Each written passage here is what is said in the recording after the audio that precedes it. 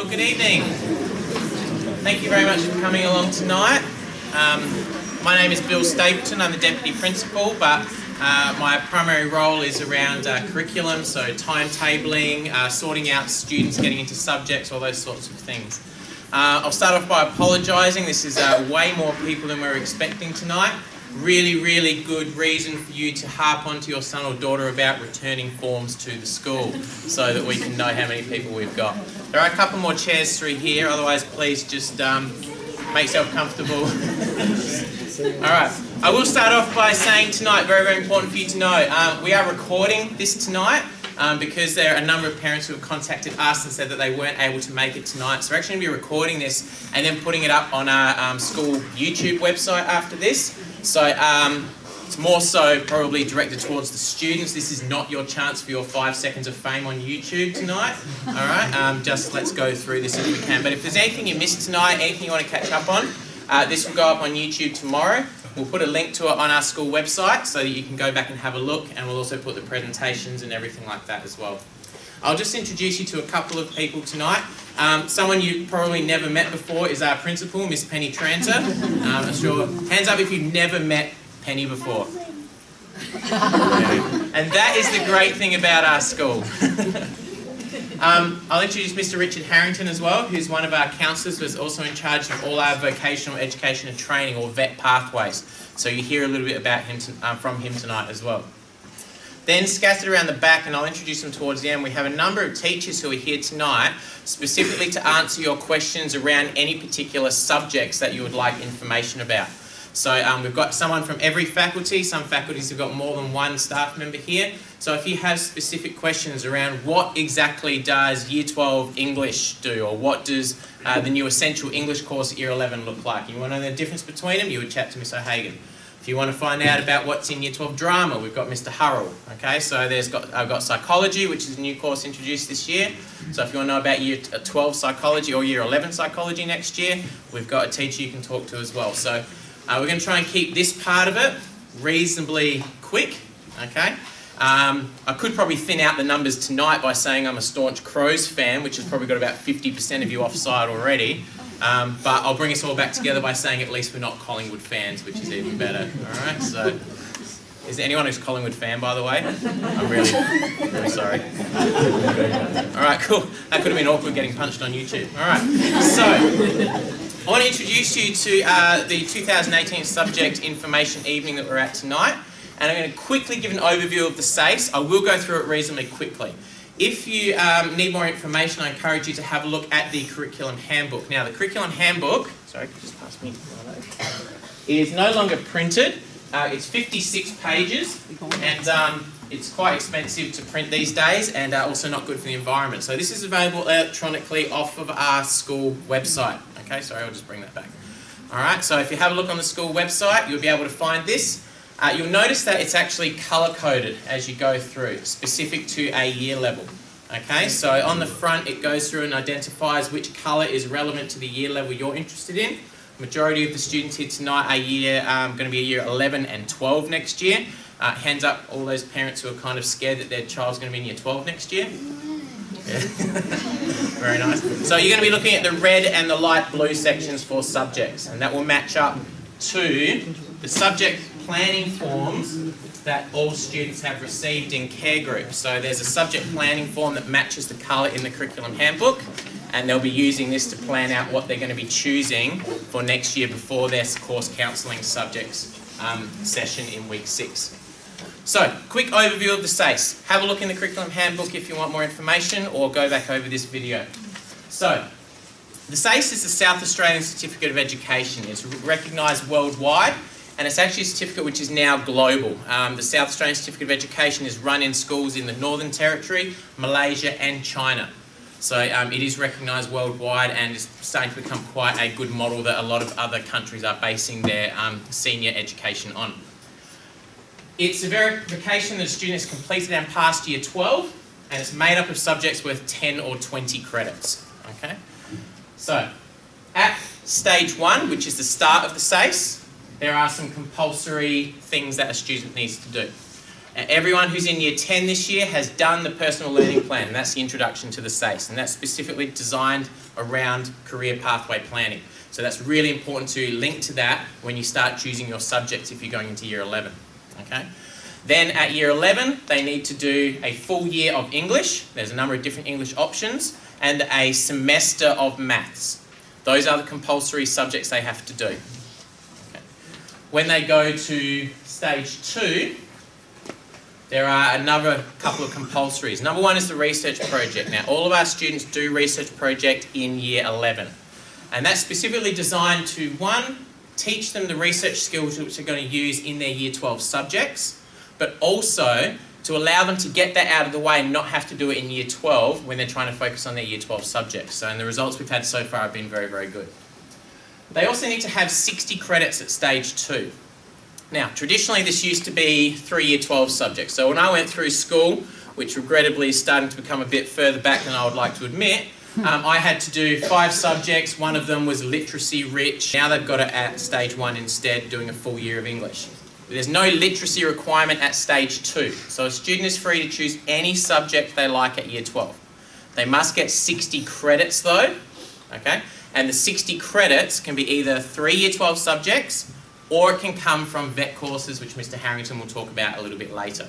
So it's really important you understand the compulsory parts. Now, part of my job is to make sure that the students here meet compulsories, but if you can understand what they are in mapping out your Year 12 subject selections or Year 11, it's really important. All right. So, what does that mean here at Seaview? Well, I've talked a little bit about that. This is just a map which is in the curriculum handbook as well, which shows the split up of your 200 credits that you need to achieve your SACE. If you add up the compulsories, that comes to 110 of the 200 credits.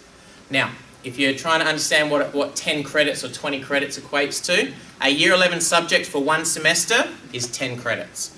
So students who've done the PLP, 10 credits. If they did 7 subjects in semester 1, that's another 70 credits. So you already got 80 credits by the time you get to the halfway mark of Year 11. Okay? Year 12 subjects are full year subjects, and they count for 20 credits. So the way that we design our student subject planning here at Seaview is that students will come out at the end of Year 12 with approximately 240 SACE credits, which is way more than they need. And that's like a bit of a buffer that we put in place to make sure, because sometimes there are occasions where there's sickness and students have to drop a subject, or they possibly made a bad choice, or something happens with a subject so they have to drop it, which is rare, but it always gives us a nice buffer in there. We always prefer to have more than not enough. So at Seaview, we do the PLP in Year 10, we do the research project in Year 11, okay? And then Year 12, we normally assist our students do about 4 or 5 subjects unless they're doing it with some sort of VET component, okay? And Mr. Harrington will talk about those, as I said. So when you go through and do your career pathway planning or your subject planning, you'll see listed on the page, and then when you go to the website, which I'll talk about for the subject selections in a minute, you have a certain number that you have to put in, and that's non-negotiable. But then you'll go through and talk with your subject counsellor about which are the right choices for you and making sure you meet the pattern and subject requirements as well. Okay, so that's really quickly what I've gone through in terms of the SACE. Okay, I'm going to go through into now specifically how the SACE leads on to university and TAFE pathways. So again, I'll go through this reasonably quickly, so please bear with me. So, I'm going to hand over to Mr. Harrington first to talk about VET courses, and I'll hand this to him while I quickly flip over to his PowerPoint. Thank you, Mr. Bill. Yeah, welcome. Great to see such a great turnout tonight. Obviously, some important decisions are going to be made over the next number of weeks, and parental involvement in that is really quite vital. So it's great to see the number of people here tonight. There was actually an article, I think, in the paper tonight or today that actually sort of reinforced that idea of parental involvement in terms of career choices and, of course, before that, subject choices. Okay, my main role here is as a counsellor, but also as the VET coordinator pathways. So I sort of take charge of those sorts of, I suppose, alternate parts of what students can do to complete their SACE. And the really important thing I'd really like to emphasise is that, you know, VET is a really embedded, important part of the SACE, and I suppose that's what I'm going to try and sort of allude to tonight. VET is going to come up in a moment. What we mean by VET is vocational education training. And sometimes people think that is a way of just saying it leads directly to a job. But again, something I'd like to emphasise around VET is that it does lead to a lot of further study. And in fact, a lot of university pathways, a lot of students take university pathways that use VET as part of their SACE to get there. Sorry, it's just frozen. It's frozen. Okay, beautiful. Lucky I have some notes. Okay, so basically with VET, what you're talking about is an accreditation that's nationally recognised. Okay, there are registered training organisations that have a quality control by the Australian government, by a government department that sets the standard for the VET courses that they can actually offer as a vocational training course. All right, so it's nationally accredited. It's recognised nationally as well. So in fact, if a student does a VET course, what they can do is they sort of double dip in a way. They get a dual qualification because they also, as well as getting a certificate that they're studying, Certificate 1 through to mainly Certificate 3, and again that's an adult qualification that you have, for example, through RTOs such as TAFE, and Certificate 3 is really quite a good level of qualification for that and is seen as an equivalent as a Year 12 standard. As well as that, you're able to get SACE points at the same time, and that's why it's embedded sort of quite clearly into the SACE. Thanks, Bill. All right. Okay, look, I'll just give you some stats around students studying VET in 2016. So they're obviously last year's, but again, I'm giving you these statistics to show that it's not just a fringe activity or a fringe choice that people make. All right, because, thank you. Because as you'll see from these stats I'm about to put up, okay, 6,330 students studied VET as part of their SACE in 2016. So 42% of kids who went through and completed their SACE included some element of SACE points in their VET in their SACE completion. Of these, nearly 2,000 counted Certificate 3 or higher towards their SACE. And with that Certificate 3, you can count that as one of your Year 12 subjects towards your ATAR.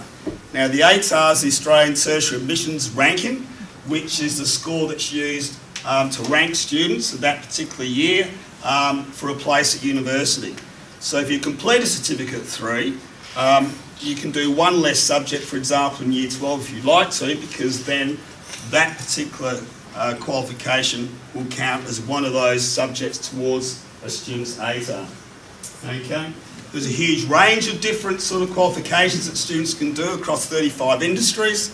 Okay? And we offer quite a number through the school here, but also across the districts as well. In terms of Seaview, we had 96 Seaview students last year completed some involvement with some sort of VET program in their SACE. So again, that just shows the sort of number of students who actually use that in a sort of decision they've made to complete their SACE. 43% of students completed their SACE using the VET, so that's around about what the state average is. And importantly, 16% of those students would not have completed their SACE without those VET credits. And just to show the portability of the fact that we get students who go into other schools to do VET, we also get students from other schools to complete VET courses here at Seaview as well. Okay, so why consider VET? Well, there's some reasons I just gave you then. Wrong way. Okay, and that's towards SACE completion. But it's also about the type of learning that you do. It's more hands-on. Okay, it's something where students can see directly the sort of things they're learning towards some sort of skill that they're trying to master. Okay, and with that, a lot of students see more sort of sense of the study that they have. Doesn't mean that they don't do some theory stuff around that as well, but it's very much what is skill-based qualification. So it's based on competencies that people have, and when a person's reached a minimum standard of that, it's just ticked off, and that counts towards their particular vet completion. Okay, of course it helps students get a head start in their career, and a lot of people associate sort of vocational training courses with the traditional trades, and that still happens.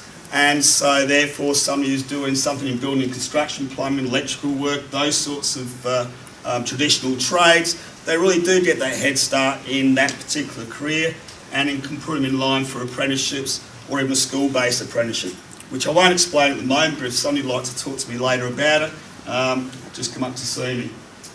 And of course, further education as well is what I've already mentioned in terms of university.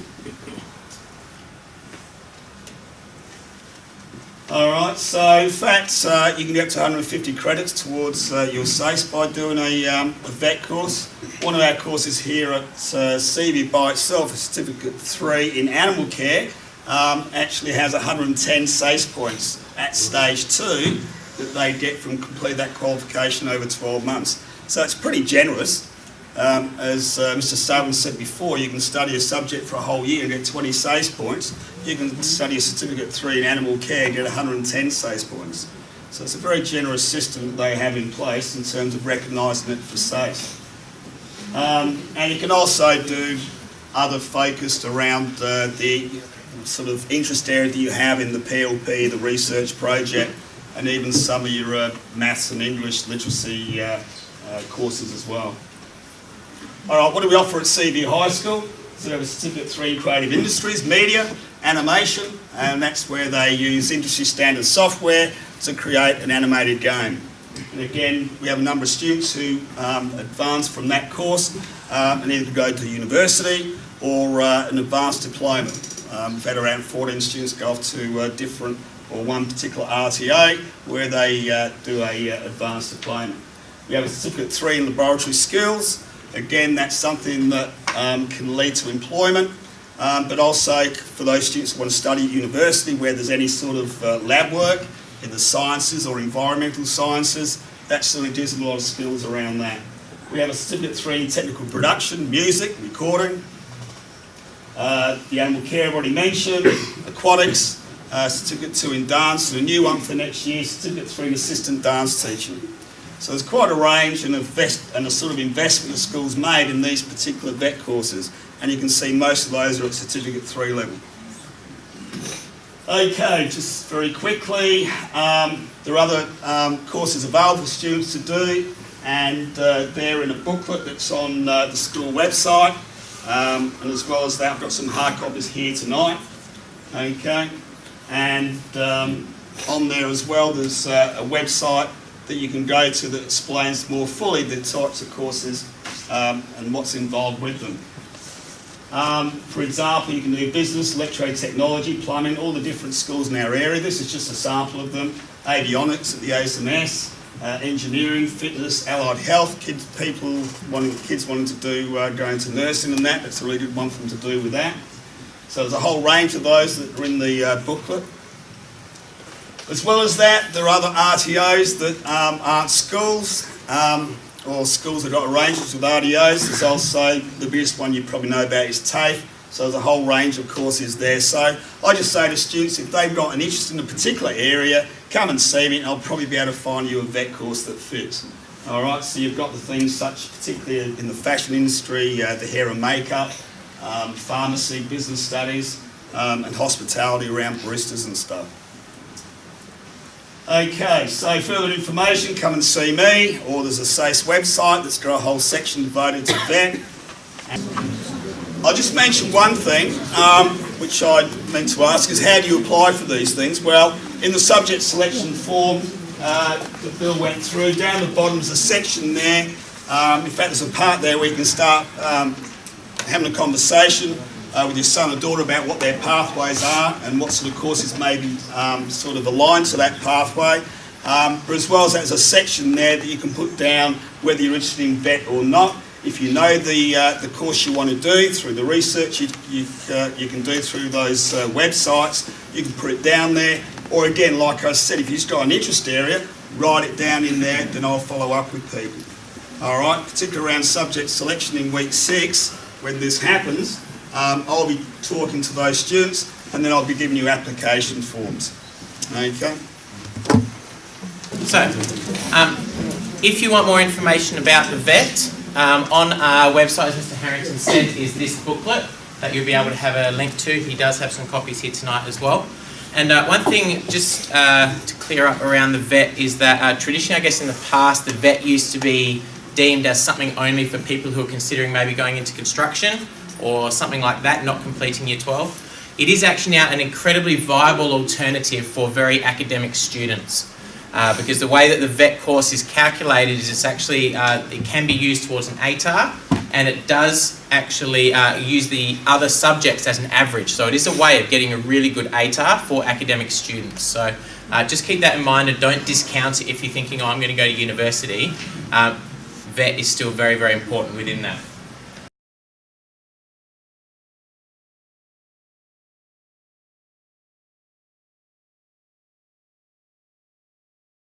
So what I'm going to talk about is university and TAFE pathways really quickly.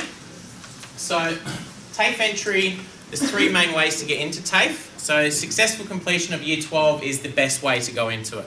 So if you successfully complete Year 12 with your 60 credits, that normally allows you to get your TAFE entry score as well.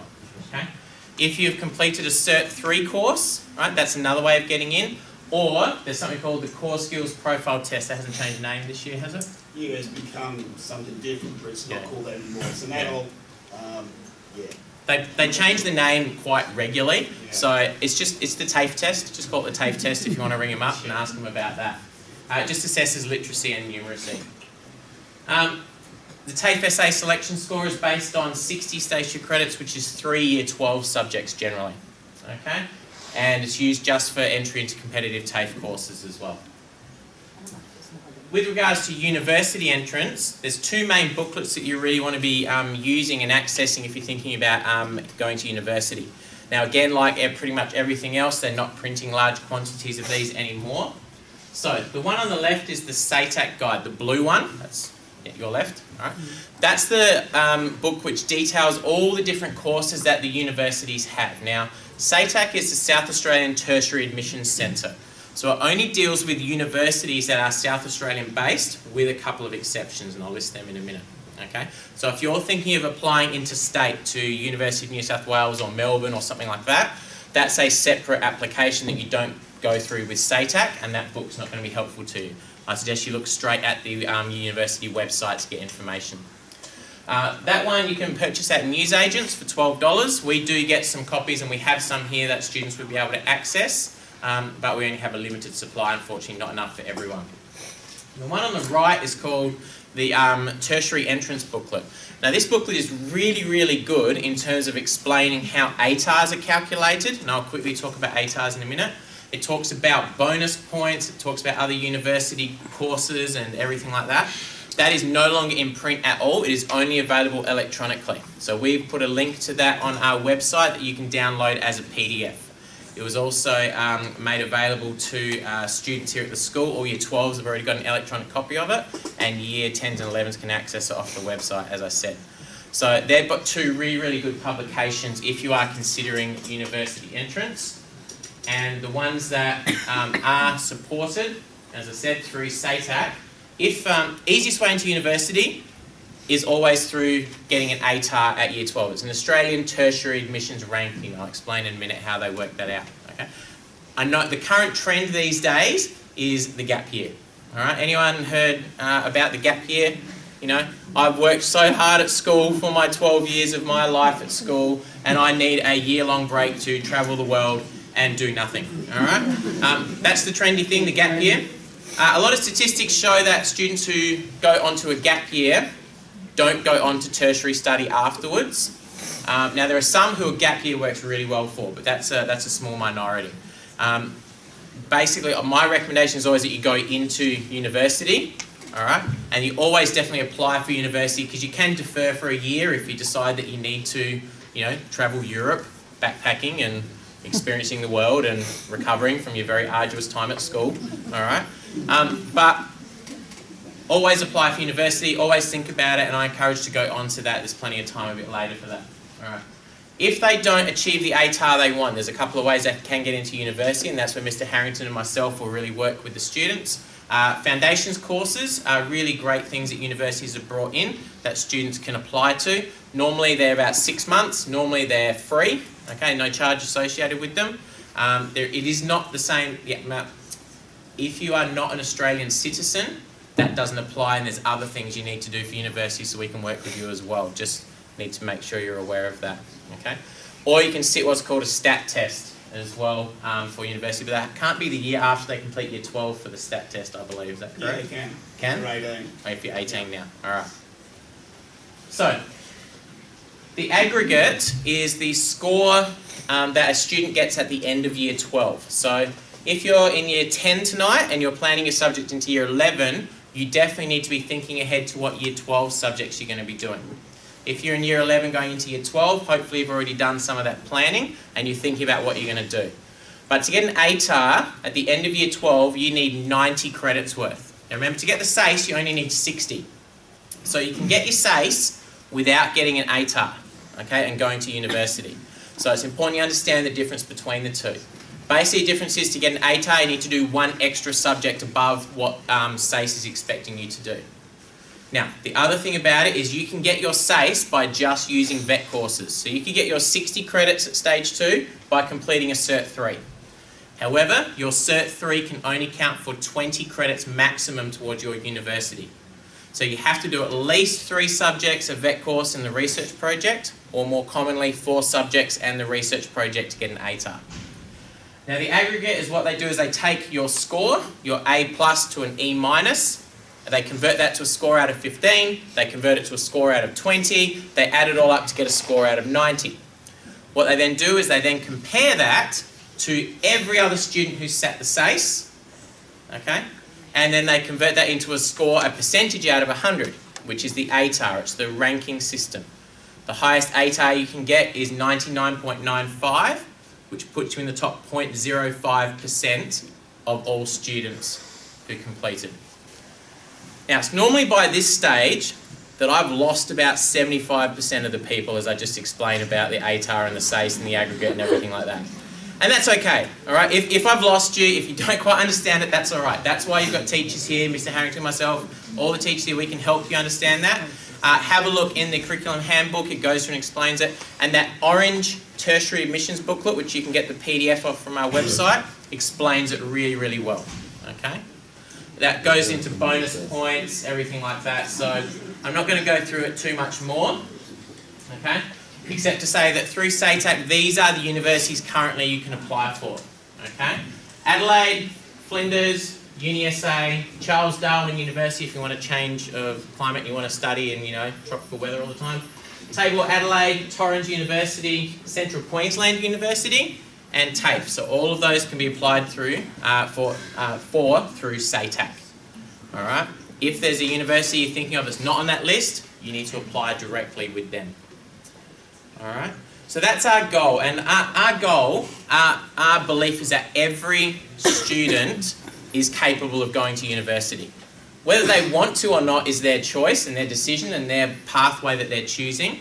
But we work towards every student here at Seaview getting an ATAR, being eligible for university. And then if you choose to go there, that's your choice. But we will give you that opportunity. So we will counsel students to get an ATAR. Okay? So that's our goal. And then it's your choice beyond that. So, what does that mean? Subject selection process, which is really the reason you've come along tonight to find out about how we go through the subject selection process. So, I'm going to go through this reasonably slowly, all right, just so everyone can see, and I'll show you the step-by-steps that we go through. So, as of yesterday, students were able to access the 2018 Curriculum Handbook online and enter subject preferences into Select My Subjects. So, we use an online subject selection portal. It's called www.selectmysubjects.com.au. It's put out by the same group that do our timetabling software.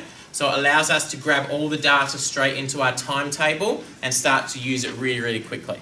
All right. Once they've selected their subjects, students book a course counselling session for week 6 via SOBs online. So last year, if you're in year 11, that was in week 11. In week 7, it's actually a week earlier this year. It's just before the ski trip. Okay. So important for you to know, there are 2 times you can book in for parent-teacher interviews. One of them is Wednesday the 30th between 3:30 and 8 p.m. The other one is on Thursday the 31st between 8 a.m. and 4 p.m. If one of those times really doesn't suit you, you just can't make that, please contact me and we can organise an alternate arrangement for you. But hopefully everyone will be able to go within that time. Now, the expectation, I should change it, the guideline is that we will not do a subject selection interview unless there is a parent or guardian present with the student. Okay? So if your son or daughter rocks up on the day and there is no parent or guardian with them, we will reschedule. Because we believe it's really important that we partner with you in this time, all right? That you understand, all right, the decisions, the choices, the counselling we're putting to you, all right? And that you partner with us, because trust me, Year 12 will be the most stressful time of your life. I'm talking to the parents, by the way, in case you haven't worked it out. Year 12 is the most stressful time. So if you're on board from the beginning, you understand what's happening, all right, you'll find it much easier, because this is going to go on YouTube. You're going to come back to me and say it's going to be much easier. And yeah, you sue me or something, I don't know. But all right, it will be much easier for you if you are partnering with them straight away. So please come along to one of those subject selection times. Okay? Then in week 6 or 7 of term 4, depending upon at what stage I have a mental breakdown saying I can't do it and then actually get it done, I'll get timetables out to the students. All right? So to show you what each of these things actually look like, all right? If you go to our school website, which is www.seaviewhs.sa.edu.au, so if you haven't been there, you really should, okay? On the front page, you'll find this section down the bottom. It says Subject Selection 2018, okay? If you click on that, it will take you to the section on the website which has all the information you need. It's got a link to the curriculum handbook, all right? It's got a link to the vet pamphlet, I think, is on there. It's got all the these sheets as well in case you need more, okay? And it's got links to the tertiary entrance booklet as well. So that's your one-stop shop for everything that you need. Once you've gone there, you'll then go to the course counselling. So selectmysubjects.com.au, and I'll put a link up there as well. Important thing firstly to realise is that there's 2 parts to this. So if you just do a Google search for Select My Subjects, there's 2 options. There's one with a /manager, which is where I go, and there's one /student, which is where the students go. And quite often students say I can't log in. It's because they've gone to the manager section and they're trying to do my job. And if they want to do that, that's fine. Get them to come and see me. It'll just be work experience. There's no payment, but I'm more than happy for them to help out. All right. Otherwise, go to the student section. If they've logged in successfully, they'll come to here. Now again, there's a number of different sections through here which will be helpful. You can access the curriculum handbook by clicking, there's actually a link there on the here, so you click on that, it'll open up the curriculum handbook in a new window. Okay. For the subject selection interviews, you can click there. All right. And if you want some more information or you're having trouble or anything like that, click on my name and that will open up an email that you can send to me to ask some questions about. Okay. There'll be some information, everything like that you need to do, but basically what you'll do is you'll jump in and you'll click this Add New Preferences section. Okay. Shortly, we're just working on getting the subject details in there, so if you click on that at the moment, it'll be blank, but we're working on, by end of this week, getting the subject information, which is in the handbook, actually linked onto the website as well, so that you can click on that and see relevant information that you want to. So once you've clicked on Add New Preferences, you'll come to a page which talks through what you need to do. Now this one's set up for a Year 11 student, and so there's some rules here around what they have to do. Now this is all explained in the curriculum handbook, and it's specific to each year level. Okay? So there's compulsory subjects that they have to choose, semester 1 and semester 2, and this program uses logic. Alright, so if you try to choose English in semester 1 and English as an additional language in semester 2, it will produce an error message for you. You'll see a big red bar across the top. At the moment there you can see there's a red bar. It will not let you proceed until that goes green. Okay, so it means you've met all the criteria correctly. So if you're finding that it's not letting you submit just have a look along the top, see what the message is, all right, and that will tell you what you need to do. If you're having issues, you think it's not working, please email me and I'm happy to step you through it. So you choose all your subjects through here. First thing I need to say, and this is the most important thing from my point of view as a timetabler, but our point of view in terms of staffing at the school, is, and it seems like a logical thing, but you're all parents and you know that sometimes dealing with teenagers isn't necessarily a logical thing. But put the subjects you want to do first. Alright? It shouldn't be complicated, but every year there are always some students that I really wanted to do this, and you look at their subject preferences and it's a reserve. Okay? Or it's not even selected. And I know people change their minds, okay? And that's okay, but it's frustrating because we plan subject classes, number of classes, size of classes, staffing based upon these choices. So it's really important that you think about this, okay? And choose what you want to do first. Also, the other more frustrating thing as well is when people just go, I don't know what to do, so they just put anything in. And then funnily enough, they get put in that class because they chose it, and then they say, I don't want to do that class. Okay?